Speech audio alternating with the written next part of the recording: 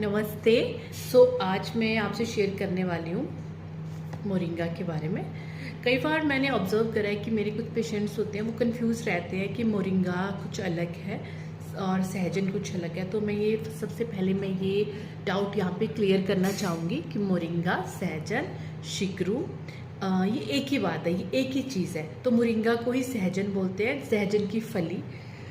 South India में ये बहुत फेमस है। इवन द आपके मध्य प्रदेश तक भी लोग, महाराष्ट्र में इसको बहुत कंज्यूम करते हैं, ईस्ट इंडिया में भी करते हैं। लेकिन नॉर्थ इंडिया में ये मोरिंगा जो है, अब इसके बारे में लोगों ने जानना शुरू किया है, इसको पहचानना शुरू किया है। इवन दो ये बहुत ईज़िली अवेलेबल रहता है, इसके प्लांट्स ईज़िली हमारे यहाँ पे मैंने ऑब्ज़र्व करा है कि अवेलेबल हैं, लेकिन लोगों को नॉलेज इसके बारे में बहुत कम है। अगर मैं किसी को एडवाइस भी करती हूँ कि आप मोरिंगा अपनी डाइट में इंक्लूड करिए, तो कई बार एक क्वेश्चन मार्क होता है कि वो कहाँ से लेके आएंगे, कैसे होगा। तो अब तो ये मार्केट में सब्जी मंडी में इजीली अवेलेबल होना शुरू हो गया है, तो इसको आप कंज्यूम करिए। ये इसकी पहचान है, इस तरह की फली रहती है।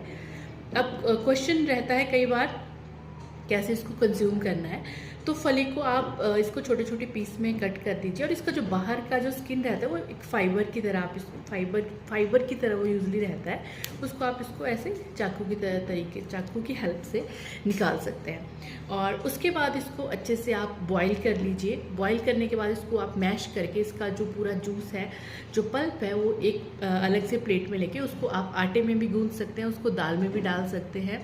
बिकॉज मैंने ऑब्जर्व करा है कि नॉर्थ इंडिया में लोगों को लोग बहुत कंफर्टेबल नहीं है इसको ऐसे इस तरीके से खाने के लिए जैसे साउथ इंडिया में खाया जाता है, बिकॉज आदत नहीं है। तो ये सही तरीका है कि इसको आप अच्छे से थोड़ा बॉईल करके, मैश करके, उसका पल्प है उसको निकाल के उसको चपाती में डाल लीजिए, या दाल बनने के बाद उसमें ऐड कर दीजिए। तो एक बहुत सही तरीका रहता है इसको कंज्यूम करने का।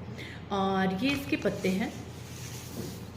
पत्ते जैसे हम यहाँ पे नॉर्थ इंडिया में मेथी के परांठे बनाते हैं या मेथी की रोटी बनाते हैं, उस तरीके से भी मैंने इसको यूज़ किया हुआ है, एंड इसका टेस्ट बहुत अच्छा आता है। तो एक तो और टेस्ट भी वैसा ही रहता है, हल्का सा बिटर रहता है और एस्ट्रीजेंट इसका टेस्ट रहता है। तो उस तरीके से आप इसको जो है यूज़ कर सकते हैं। देखो, पत्ते निकाल के अच्छे से वॉश करके इसको आटे में गूंद के हल्का सा इसको आप एक स्टीम दे सकते हो कि कच्चापन ना रहे।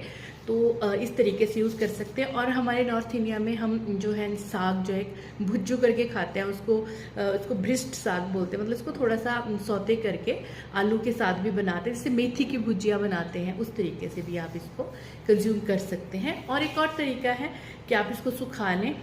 जैसे मैंने ऑब्जर्व करा है कि यहाँ पे हम पुदीने के पत्तों को सुखा के उसको